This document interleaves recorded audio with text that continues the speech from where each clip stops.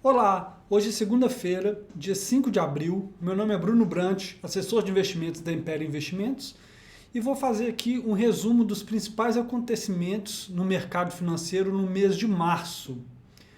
Esse mês, com novidade aí, estou fazendo também em versão de vídeo para poder mostrar alguns slides. Talvez você esteja recebendo no áudio, se você quiser ver também o vídeo, vai ter um link aí junto para você poder entrar e acompanhar pelo YouTube, certo? Vamos lá? Bom, começando como sempre pelos principais indicadores aí que a gente acompanha e o desempenho deles no mês. O CDI, ou a taxa Selic, no mês de março fechou em 0,2%, a rentabilidade desse indicador aí, que é a referência da renda fixa de curto prazo, né? E com isso nós temos acumulado no ano aí uma rentabilidade de 0,48 da Selic, tá? Do IPCA, que é o nosso indicador de inflação, fechou em março com 1% de alta na inflação, um retorno acumulado do ano aí de 2,16%. Inflação incomodando aí bastante, né, e chamando atenção, já falamos disso em áudios anteriores e vamos comentar um pouquinho mais nos próximos slides. O dólar fechou em alta de 3%, levando o acumulado do ano numa alta de 9,6%. Em áudios anteriores eu falei da importância de ter uma parte do patrimônio dolarizado e isso se mostrou também em março aí importante. Não quer dizer que o dólar vai continuar subindo indefinidamente, mas é importante ter essa parcela do dólar que você diminui a oscilação da sua carteira, né? Porque geralmente quando o dólar sobe a gente tem problemas nos ativos aqui do Brasil, então se diminui essa correlação e balanceia as duas coisas. Além disso, serve como uma espécie de seguro, né? Por mais que talvez o dólar já tenha subido muito, se a gente tiver um problema muito grande aqui, o dólar tende a se valorizar, então por mais que ele já esteja alto, né, entre aspas, aí, e possa já ter passado a maior parte desse movimento, é importante ter como uma espécie de seguro uma parte da carteira dolarizada, tá? O Ibovespa fechou em alta de 6%, uma alta forte aí no mês de março, né? Recuperando boa parte das perdas que a gente viu em janeiro e fevereiro, mas ainda assim no ano, um acumulado de -2 no Ibovespa, que é o índice, principal índice de ações da Bolsa Brasileira, né? Lembrando que em novembro e dezembro a gente teve um movimento muito forte de alta, depois ele recuou um pouco em janeiro e fevereiro, e em março ele voltou a subir bem aí. É relativamente normal, né? Esse tipo de movimento, a renda variável não sobe em linha reta, né? S&P 500, que é a bolsa lá dos Estados Unidos, é bom a gente ter também como referência, né, saber como que está indo, é chamada de a mãe de todas as bolsas, né, a bolsa de Nova York.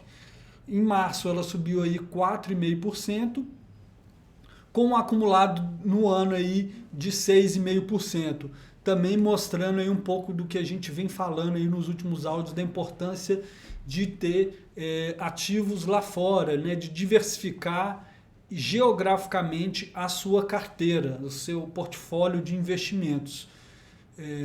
Também, mais uma vez, não quer dizer que necessariamente a Bolsa dos Estados Unidos vai subir mais do que a do Brasil. Não, mas é bom você ter sempre um pouquinho de patrimônio fora do Brasil, mesmo que seja via XP, né? Hoje a gente tem muitos fundos que te permitem fazer isso e esse acumulado do ano aí na Bolsa dos Estados Unidos mostra mais uma vez como é importante ter essa diversificação geográfica também, tá? Então vamos lá para os destaques nacionais no mês de março do nosso mercado local aqui, começando, como não podia deixar de ser, falando da elevação da taxa de juros pelo Copom, que subiu ela em 0,75, até surpreendendo um pouco o mercado que esperava uma alta de 0,5% e deu assim início a um novo ciclo da alta de juros, né, da taxa básica de juros, a chamada Selic. Algo que não ocorria esse ciclo de alta desde 2013. Né? Interessante como que praticamente desde 2013 A gente não, depois de 2013 a gente teve a alta de juros, sim, mas assim, o ciclo de alta, a última vez que a gente teve essa mudança para um ciclo de alta havia sido em 2013. Talvez você esteja só ouvindo áudio, mas para quem está vendo o vídeo aqui, né, nós temos uma foto aí das digníssimos e digníssimas integrantes do Copom, que é o Comitê Monetário, né, que define a política de juros no Brasil. E aqui eu queria comentar um pouquinho dessa decisão, né? Eu já falei em vídeos anteriores aí como que o mercado já vinha um pouco incomodado com essa taxa de juros baixa, que em teoria é para estimular a economia. O próprio Banco Central fala que é uma taxa estimulativa, né, no sentido de que a gente teria uma taxa de juros neutra, que seria nem para estimular a economia e nem gerar inflação, digamos assim. E ele colocou ela, especialmente por causa da pandemia, abaixo do que seria neutra, ou seja, numa taxa de juros estimulativa para estimular a economia. Mas o mercado há algum tempo vem incomodado com os índices de inflação vindo altos, né? Ano passado a gente já viu o IGPM, que é um índice mais associado à indústria, ao atacado, fechar o ano altíssimo, e isso começou a vir para o IPCA, que é a inflação ao consumidor, né? Que é o índice de inflação mais acompanhado pelo Banco Central. Ainda existe não existe um consenso, ainda existe uma divergência se o que a gente está vendo no IPCA seria algo passageiro, um impacto passageiro aí, para depois essa inflação dar uma esfriada. E outro lado acha, não, a inflação veio para ficar, o Banco Central tem que subir essa taxa de juros aí para segurar a inflação, senão a gente pode meio que perder ela do controle, tá? O Banco Central subiu em 0,75 e meio que já contratou, como se diz no mercado, outra alta de 0,75 para a próxima reunião, tá? Que é agora no mês de abril. Então o mercado já está precificando uma alta em abril e precifica inclusive um ciclo maior de alta. Igual eu falei, o mercado já vê um ciclo de alta, já vê lá fechando o ano de 2022, essa Selic lá nos 6%. Certo? Agora ela foi para 2,75. Então o mercado já precifica isso, especialmente por causa de uma necessidade de controle da inflação. O discurso do Banco Central ainda não, nós estamos acompanhando, a gente acha que é algo, um choque temporário, inflacionário, nós aumentamos mais do que o esperado, porque a gente quer aumentar mais agora para não ter que aumentar mais no futuro. Então, de acordo com o Banco Central, eles vão subir 75, vão subir 75 para diminuir essa intensidade de aumentos. Vamos ver o que acontece, né? Então essa foi uma notícia importante. Isso quer dizer o quê? Quer dizer que aqueles títulos pós-fixados, atrelados à CDI ou à Selic, vão começar a render mais, né? Aquele que estava incomodando todo mundo, especialmente por causa de um juro negativo, né? Se a gente for olhar, deixa eu voltar aqui, ó. Aqui está só o acumulado no ano, mas se a gente for pegar nos 12 meses, isso também se repete. O CDI, que é a taxa básica de juros, rendendo menos do que a inflação. Ou seja, nós estamos falando de uma taxa real de juro negativa, né? Porque a taxa real, para ela ser positiva, ela teria que ser acima da inflação. Então é algo meio que inédito no Brasil, né? Que era famoso por ter um CDI muito alto, né? Uma taxa de juro real, não só a CDI, como uma taxa de juro real muito alta. Então, ainda continua no terreno do negativo, tá? Porque se a gente for olhar em 12 meses, a inflação está acima de 2,75, mas já começou um movimento de normalização dessa taxa de juros aí, tá? Bom, próximo destaque aí, o mês de março ele foi marcado pelo que a gente chama de abertura da curva de juros. Para quem está só no áudio também vai perder um pouco de informação aqui, porque a gente está vendo aqui a famosa curva de juros. Se a gente olhar aqui a linha roxa no gráfico, a gente tem no eixo horizontal do gráfico aqui, vários vencimentos. A gente tem 3 meses, 6 meses, 9 meses, 1 ano, 2 anos, 3, 5, 8 e 10 anos, tá? Isso no eixo horizontal. No eixo vertical a gente tem as taxas de juros.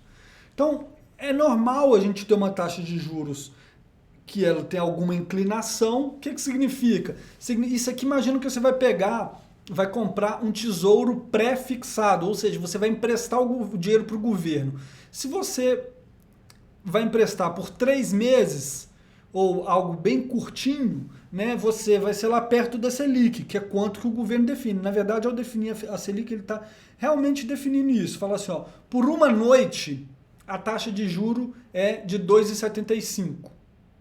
Tá? Isso ele coloca 2,75 ao ano. É lógico que se você emprestar por uma noite, aí você pega essa taxa anualizada e traz ela para o dia. Tá? O resto da curva é determinada pelo mercado, digamos assim. Por quê? Porque o Banco Central vai e coloca lá assim, ó, eu tenho um título que vai valer R$1.000 daqui a 10 anos. E faz um leilão disso. E a partir disso, o mercado define qual que vai ser a taxa que ele quer de prêmio para emprestar por 10 anos.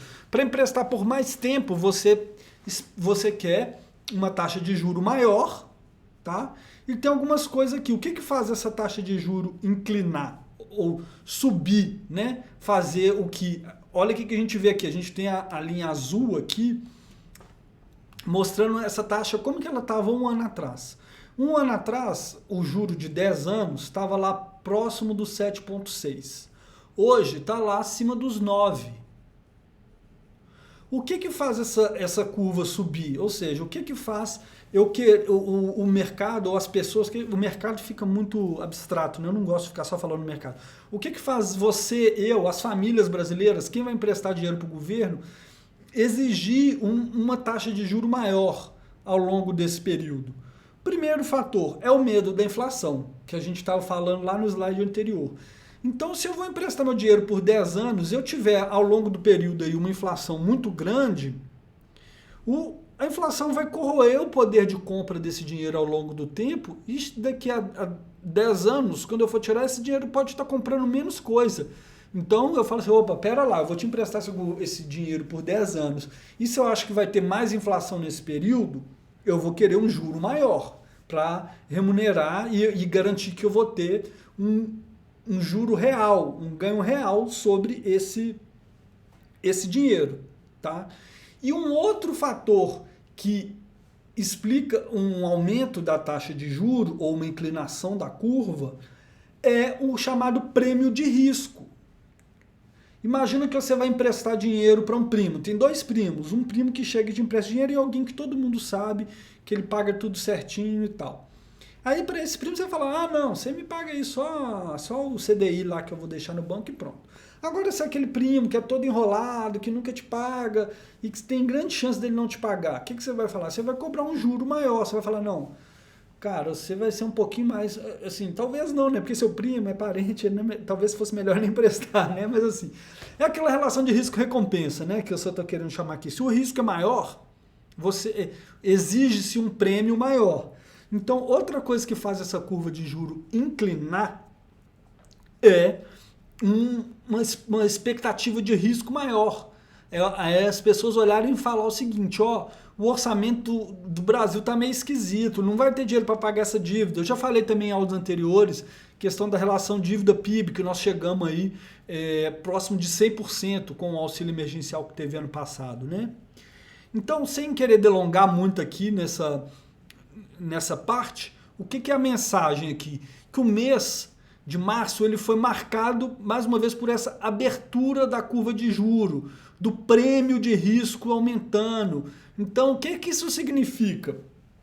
Significa também que nós podemos estar vendo nesse momento boas oportunidades na renda fixa.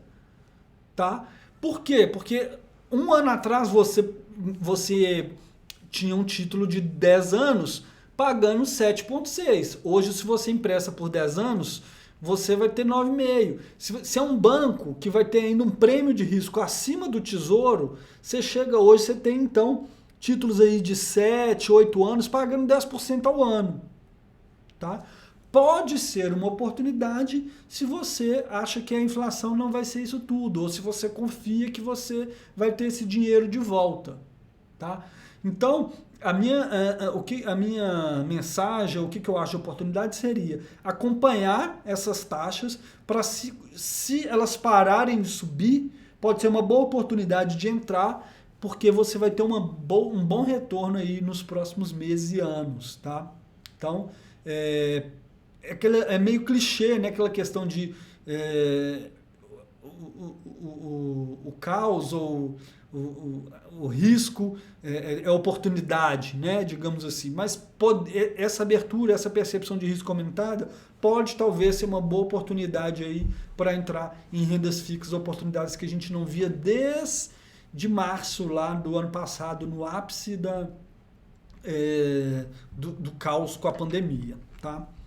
Mas é importante ficar atento porque essas curvas podem continuar abrindo. Então, não quer dizer que está tão ruim que não possa piorar. O que seria a minha sugestão hoje, tá? Por causa dessa possibilidade de inflação que a gente tem nos próximos anos aí. E pegar um título do tipo IPCA+, que você garante pelo menos que você vai ter a inflação acumulada, mais uma parte pré-fixada. Tá? Bom, continuando aqui, o que a gente viu no mês de março?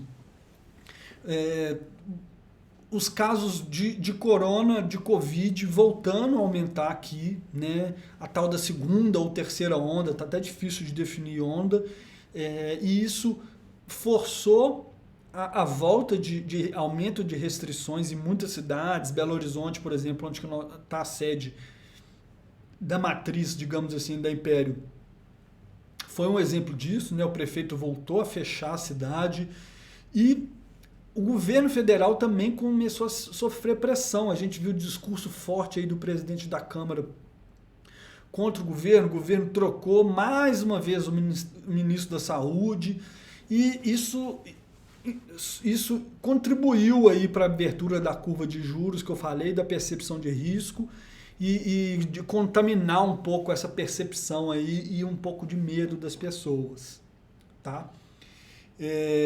Então isso foi um fator importante, isso também se expressa aí nos mercados de risco, apesar de que o mercado já antecipa um pouco, né? Assim, já estava um pouco esperando, digamos assim. A gente vê tanto que bolsa não sofreu tanto, o Ibovespa não caiu apesar disso tudo, porque isso já estava um pouco esperado, mas traz um pouco de ruído aí, digamos assim, tá?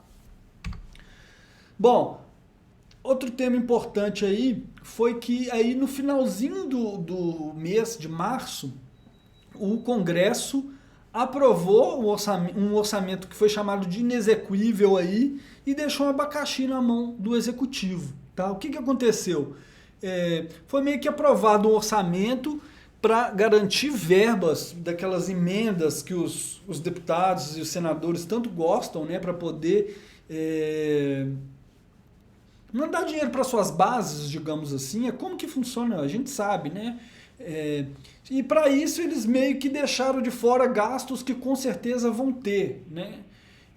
Coisas de Brasília, né, digamos assim. Então, isso é só para representar o risco político que a gente tem no Brasil, que está sempre aí. E esse abacaxi foi para a mão do Executivo, do governo federal, que está. O Bolsonaro vai ter que decidir o que ele vai fazer, porque da forma que está, dizem que não dá para o orçamento ficar.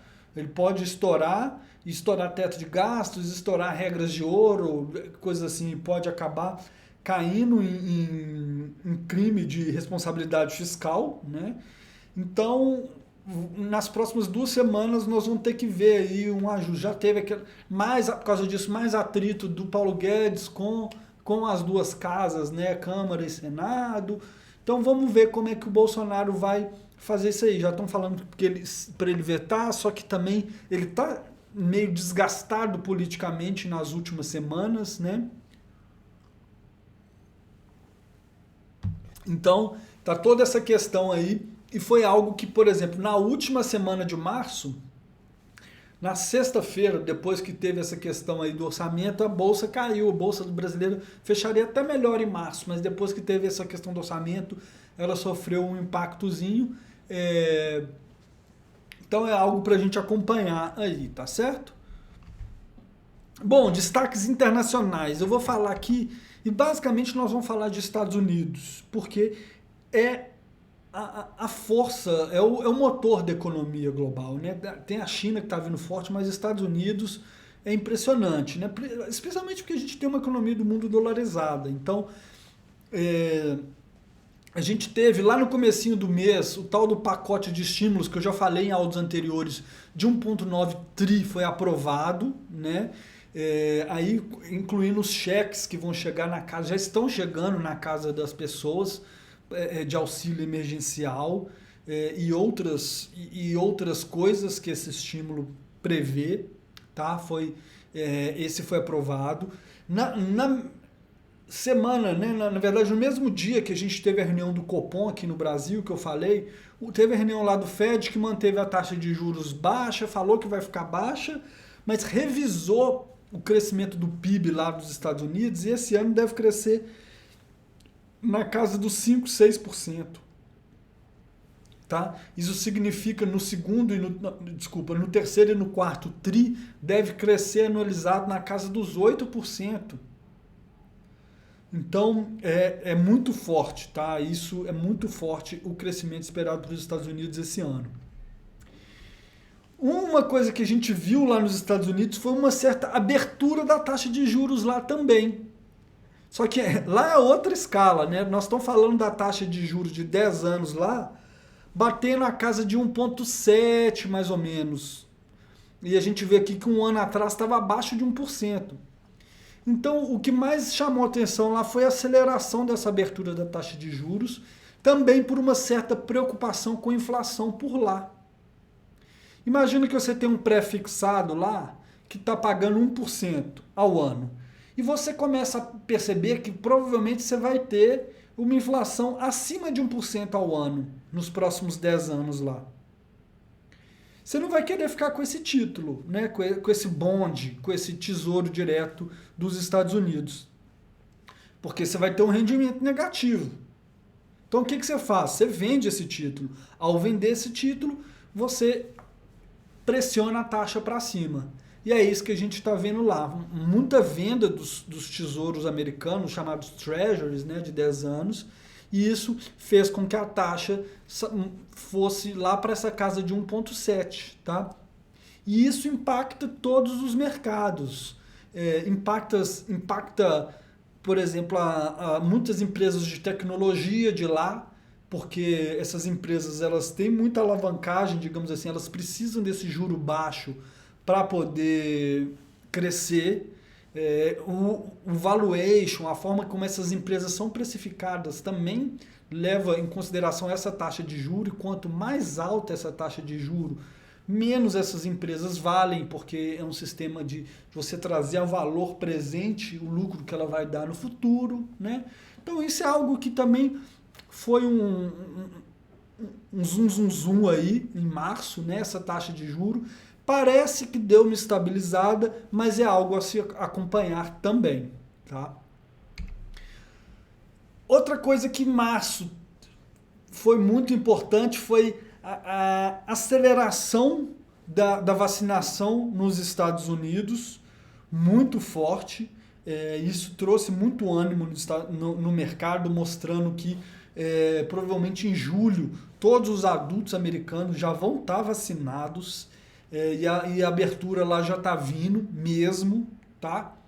E isso trouxe muito ânimo. Como eu falei, a Bolsa de Nova York é a mãe de todas as bolsas. Então, subindo lá, isso acaba puxando a reboque bolsas do mundo inteiro.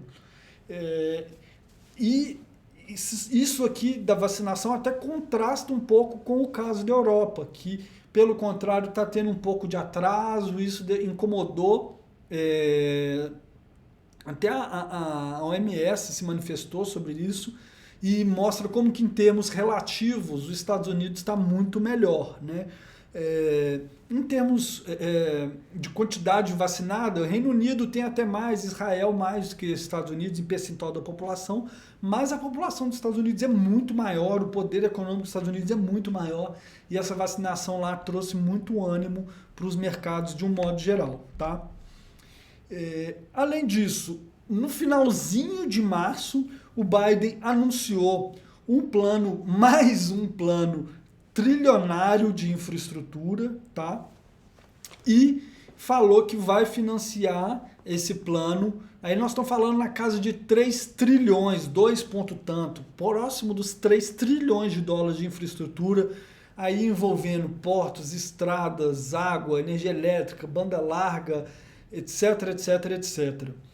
E falou que vai financiar esse programa com aumento de impostos, tá? Impostos especialmente corporativos, que o Trump diminuiu ao longo do seu mandato para casa de 21%, o Biden fala em voltar ele para casa dos 28%, os corporate taxes, né, que eles chamam, impostos empresariais, imposto de renda de empresa, tá? Isso aí já não está tão claro se ele vai conseguir aprovar, porque ele tem tanto as duas coisas, tanto esse gasto desse tamanho, quanto esse aumento de impostos. E ele precisa de praticamente 100% dos democratas, né, senadores democratas que são do partido dele, aprovarem. Porque ele precisa de uma maioria muito difícil dos republicanos, de ter qualquer senador republicano aprovando aumento de imposto. Então isso aí vai ser muito apertado, vai ter muita negociação, talvez eles tenham que picar isso em algumas coisas, mas de toda forma isso já foi suficiente para lá no finalzinho de março a Bolsa dos Estados Unidos dar mais uma esticada, tá? E com isso puxar, inclusive hoje, a gente não está falando de abril, mas hoje aqui na segunda-feira, bolsas do mundo inteiro andando mais, bolsa americana batendo máxima histórica, e puxando a Bolsa Brasileira em mais de 1% aí, com um certo otimismo aí também com esse pacote, tá? Então finalizamos aí março, falar agora bem rapidinho aí, expectativa futura. O que a gente espera e o que a gente vai acompanhar nas próximas semanas e meses? Aqui no Brasil, especialmente, acompanhar esse imbróglio aí do orçamento em Brasília, né? Como é que vai se desenrolar isso aí, se vai ter mais atrito do Bolsonaro com a Câmara, se vão chegar num meio termo aí que funcione para todo mundo. Observar essa questão da curva de juros nos Estados Unidos, porque impacta tudo, né? Como eu já falei, se subir muito o juro lá, inclusive isso tende a sugar dinheiro do mundo inteiro para os Estados Unidos, porque é o título mais seguro do mundo, e se essa taxa de juros fica muito boa, pode ser que vá dinheiro dos países emergentes para lá e impacte outras bolsas. E também a nossa curva de juros, também eu já falei por causa da questão das oportunidades de renda fixas, né? Outra coisa a se observar é a tramitação desse pacote de estímulo, de pacote de infraestrutura nos Estados Unidos, tá? Então são as principais coisas que a gente vai ficar de olho aí nas próximas semanas. E eu gostaria de fechar aqui falando que, de um modo geral, nós vemos esse cenário global aí como positivo, esse tanto de estímulo, esse tanto de dinheiro, de liquidez que a gente fala que está sendo injetado lá nos Estados Unidos, tende a transbordar para outros países, para outras economias, e inclusive economias emergentes, já falei disso. A gente vai ver oscilação em bolsa aqui no Brasil? Vai, isso é normal, vai cair 2%, subir 2%, mas no médio e longo prazo o cenário continua positivo, a gente vai ter oscilação, mas o cenário é positivo, e é importante que o Brasil faça a sua parte para não perder esses ventos favoráveis que a gente está vendo aí, tá? O que é fazer a sua parte? É ganhar confiança para a gente poder abaixar aquela taxa de juro longo que eu falei, né? Diminuir o prêmio de risco que a gente tem, que aumentou muito nas últimas semanas aí, tá certo? Bom, lembretes e comentários. O principal lembrete para esse mês é que nós estamos no mês de entrega de imposto de renda, tá? estão falando aí, né? Estão falando não, está tramitando aí no Senado e na Câmara também, estender esse imposto de renda talvez até julho, mas a minha sugestão é que você faça ainda em abril, né? Já tivemos um bom tempo, tá todo mundo careca de saber que abril é o mês, eu tô mais careca, né, do que todo mundo, mas todo mundo já sabe que abril é o mês de entrega do imposto de renda e minha sugestão é você não deixar para a última hora, tá? Se você precisa de algum informe de rendimento, você consegue entrar lá no site da XP, você consegue tirar seus informes de rendimento, tanto geral quanto da Previdência. Se você tiver alguma dificuldade, converse com seu assessor, peça para ele que ele pode tirar isso e te mandar. E sugiro que mesmo que se estenda até julho, você fazer em abril, se você tiver uma restituição, isso vir antes, e você já garantir ficar livre disso. Tá certo? Bom, por hoje é isso aí. Vou agradecer a sua atenção. Como sempre, me coloco à disposição e todos os assessores da Império também estão à disposição. Converse com o seu assessor se eu não sou seu assessor, se você ficou com alguma dúvida, se você está procurando oportunidade de renda fixa ou se você quer dolarizar uma parte da sua carteira, internacionalizar uma parte da sua carteira, que é um movimento importante da gente fazer aí. Como eu falei, há 2 anos atrás, a gente nem tinha tanta opção. Hoje na XP a gente tem muitos fundos muito bons, excelentes fundos internacionais, tá? que a XP colocou na plataforma nos últimos 8 meses, digamos assim. Então converse com o seu assessor, nos use, né? Utilize seu assessor e mais uma vez eu agradeço e até o mês que vem.